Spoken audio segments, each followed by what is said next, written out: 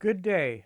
I'm creating this video as a quick tutorial on how to enter your data into the TEA spreadsheet.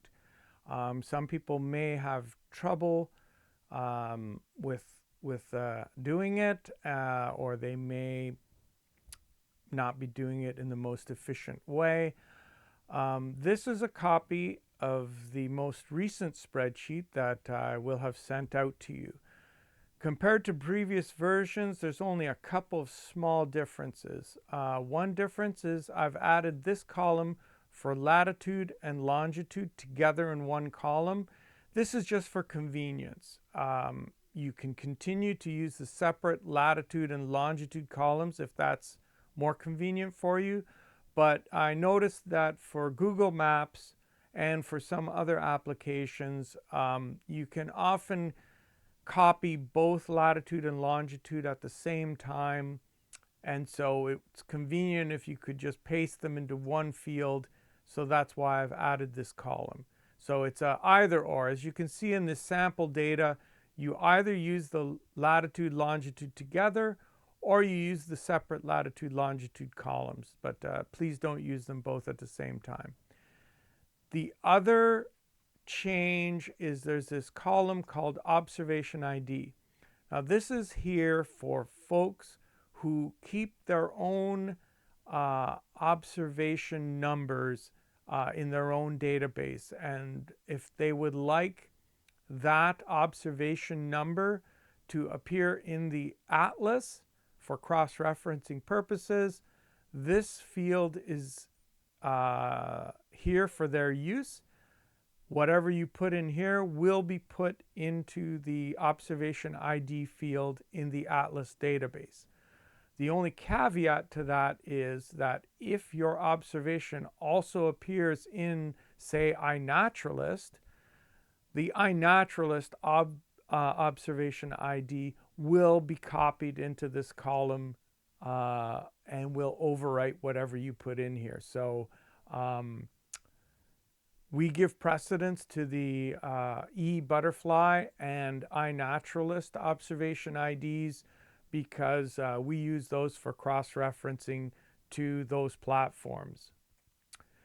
A few other comments about the spreadsheet.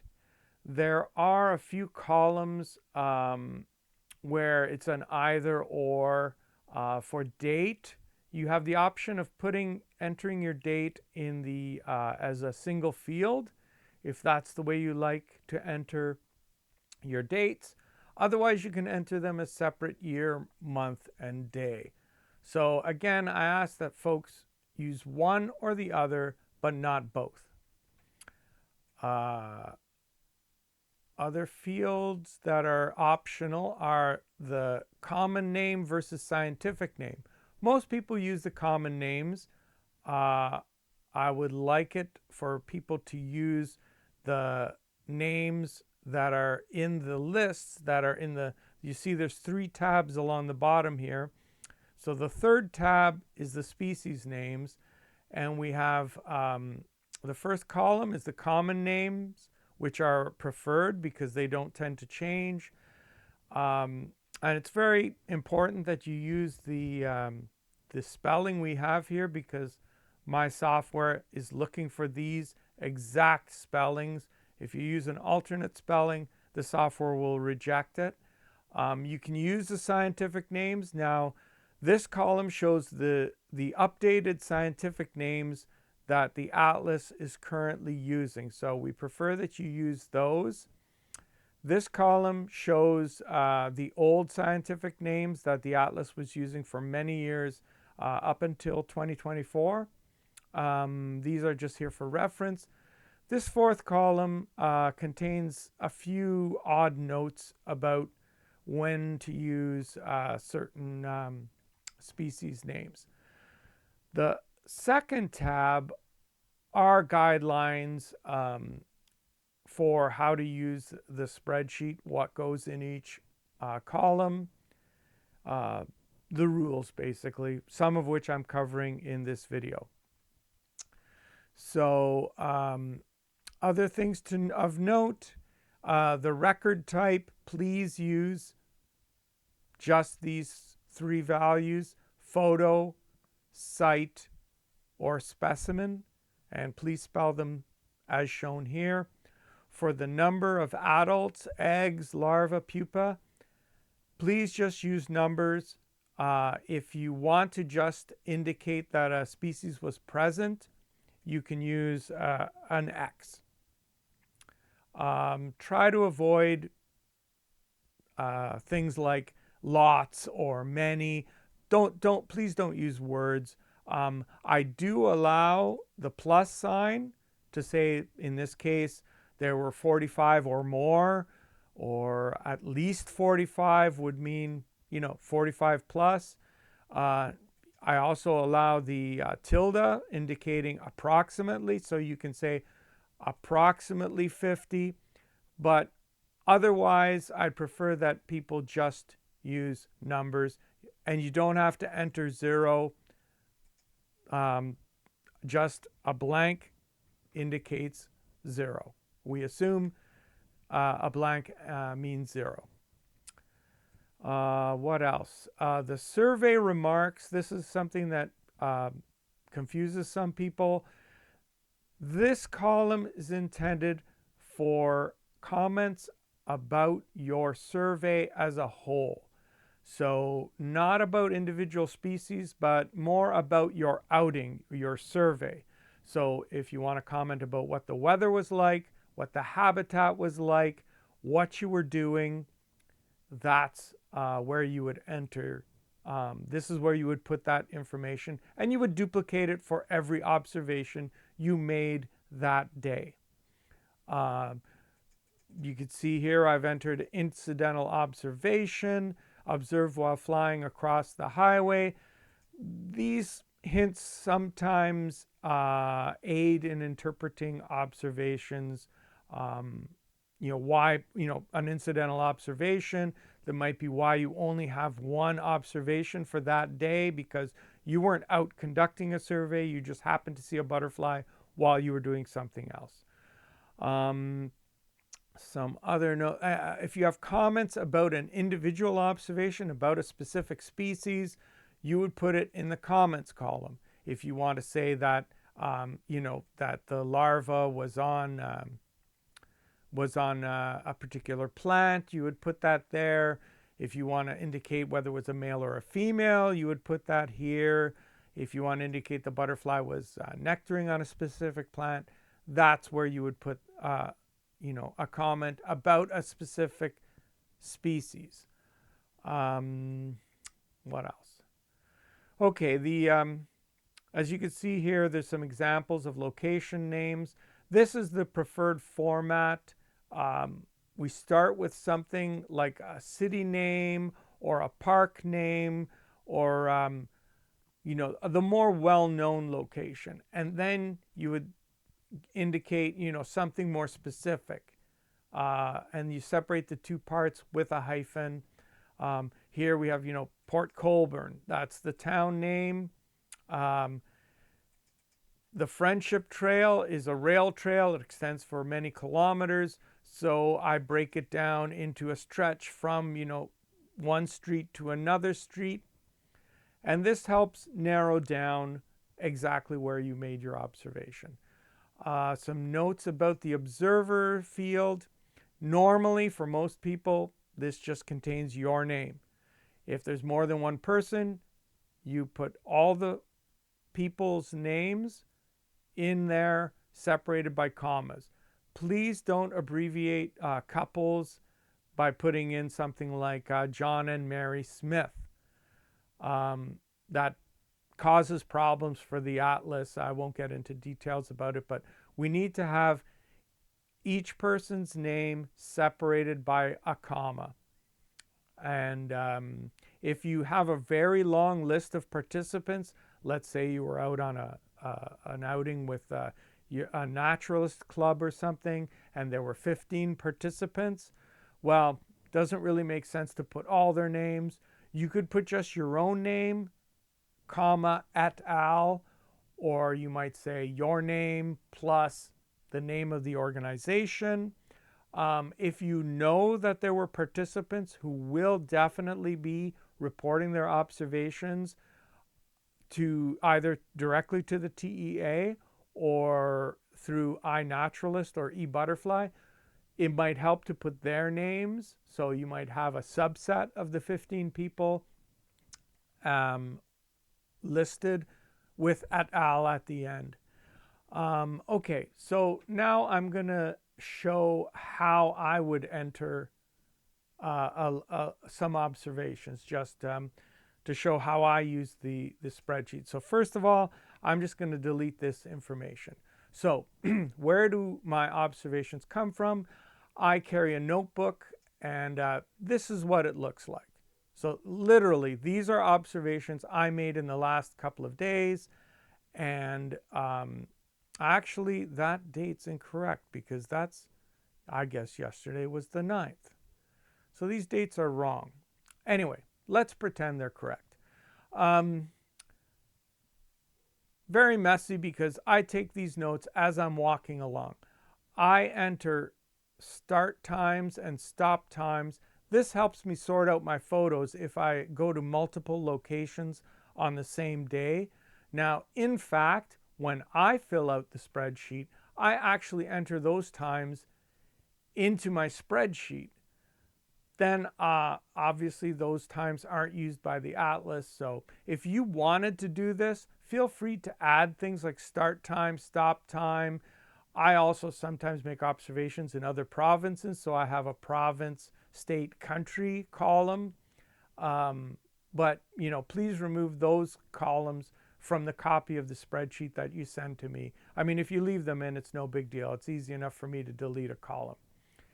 So anyhow, so going back to my notes, so let's just, as I said, let's pretend these are correct. So I write these down, jot these notes down as I'm walking. MC stands for morning cloak. Each time I see an individual, I put another stroke beside the name. The P indicates that I got a photo of it. So from this, I can put together my observation. So let's start with the April 8th Robertson Road observation. So we'll start off with 2024,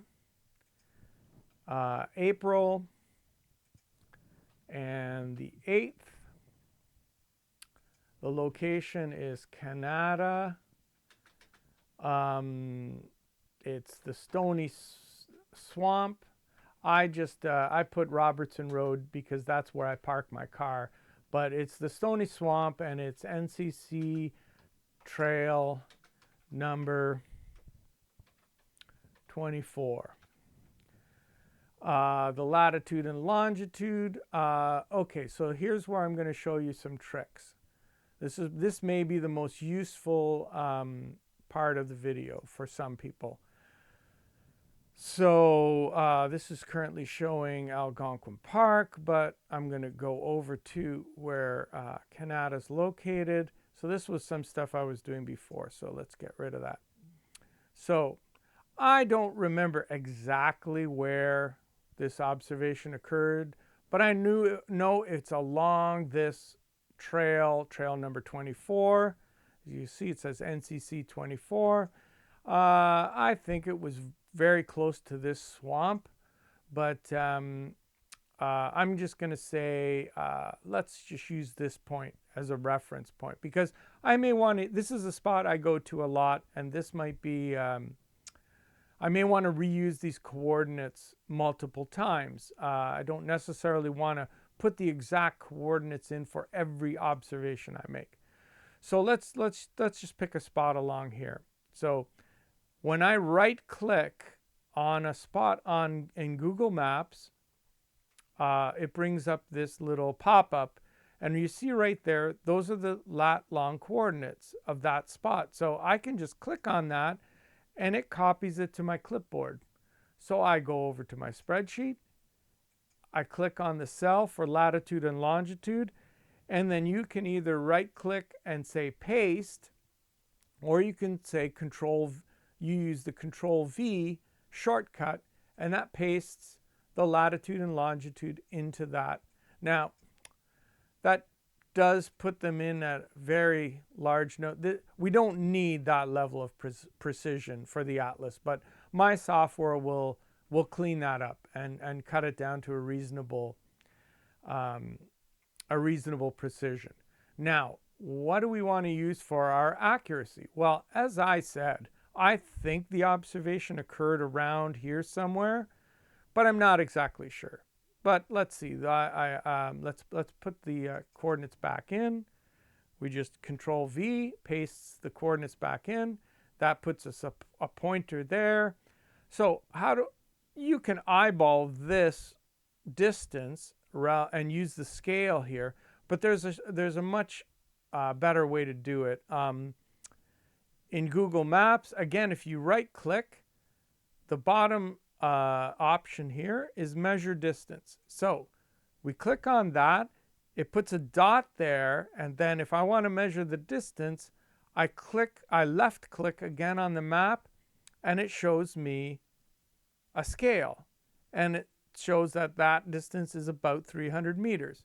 So I know my observation was roughly within this circle.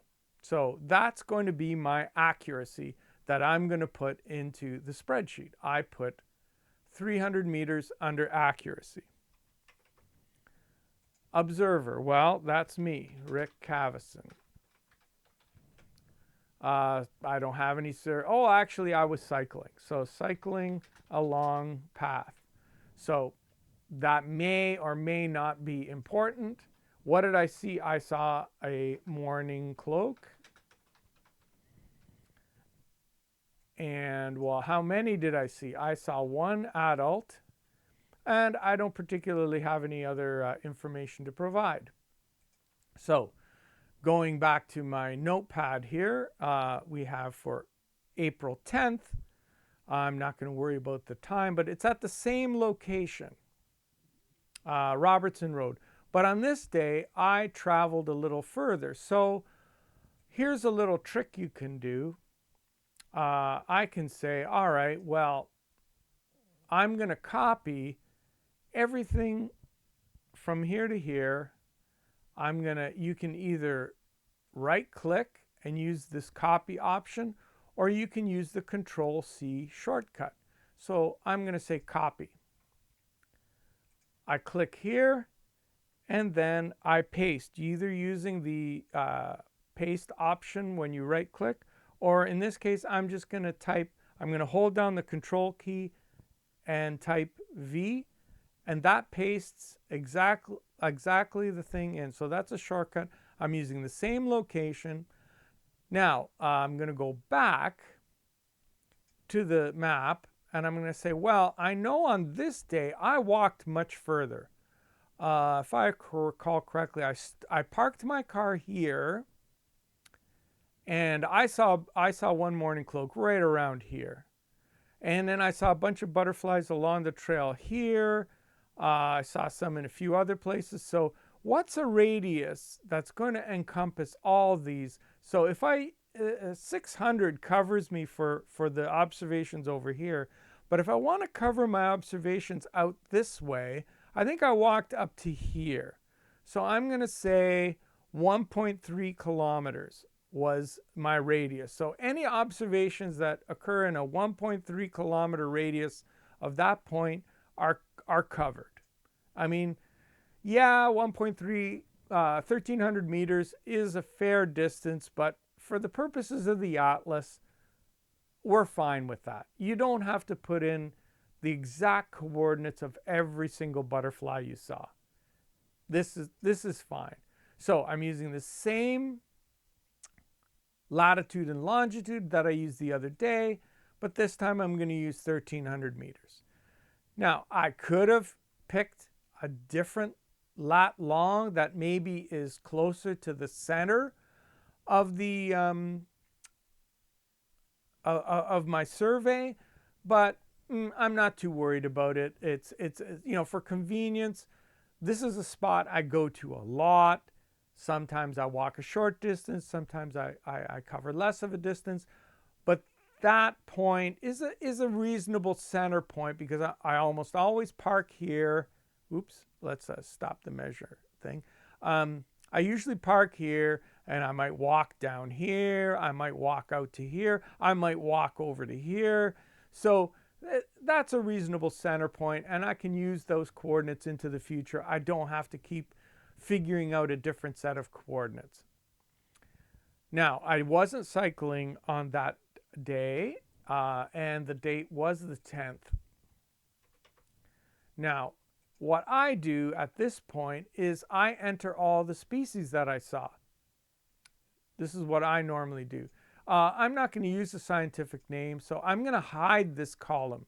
So that was, again, right-click on the column and hide, so I don't see that column anymore. You can do that with other columns. If you know you're never going to use them, you can hide them. Now, some people never report anything but adult butterflies, for example. Oh, by the way, I did get a photo of that mourning cloak that day.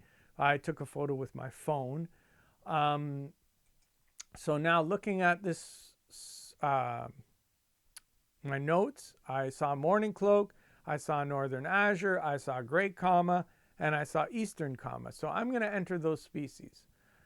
So mourning cloak, northern azure, gray comma, eastern comma. Now, how many did I see? Going back here, it was 4, 4, 1, and 3. So 4, 4, 1, 3. Based on my notes, I got photos of all of them. So I'm just gonna, here's a trick you can do. You can, when you click on a cell, there's a dot in the lower right corner. If you left click on that, you can drag your mouse down and it will copy that value all the way down.